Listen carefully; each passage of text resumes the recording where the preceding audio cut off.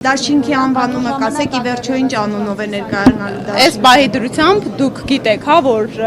այս մենք թիրախավորված քաղաքական ուժ ենք, մարտի 31-ին մենք հայտը ազդարարել ենք, հուշագրեր կնքվեց, որ լինելու է ուժեղ Հայաստան Սամվել Կարապետյանի հետ դաշինք, քանի որ մեկ օրում ապրիլի 7-ին ընդունվեց օրենք անձնանունները կիրառելու տեսանկյունից, կարող էինք հիմա վարչական դատարան դիմել, որովհետև սկսված իրավահարաբերություններ, ասեմ ավելին, կենտրոնական ընտրական հանձնաժողով ունենք օգտահաշիվ, բայց այնուամենայնիվ ավելորդ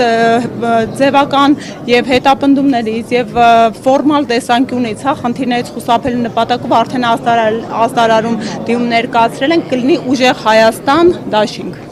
Այսինքն անձնանունը հավելել։ Անձնանունը այս պայդրությամբ վերջնական ճիշտ ասած մուտք չեն կարել կենտրոնական ընտրական հանձնաժողով պարզաբանման դիմում ենք ներկայացրել հենց իմ անունով, որպեսզի իրավիճակը հստակեցնեն, որովհետև իրենք են ԿՀ-ն է լիազոր մարմինը եւ արդյոք իրենք բնականon են համարում մի քանի ժամվա ընթացքում կարծում եմ անգամ առանց իրենց ներառականության նման օրենսդրական փոփոխությունները, բայց այնուամենայնիվ զուգահեռ process-ները իրականացնում ենք իրավական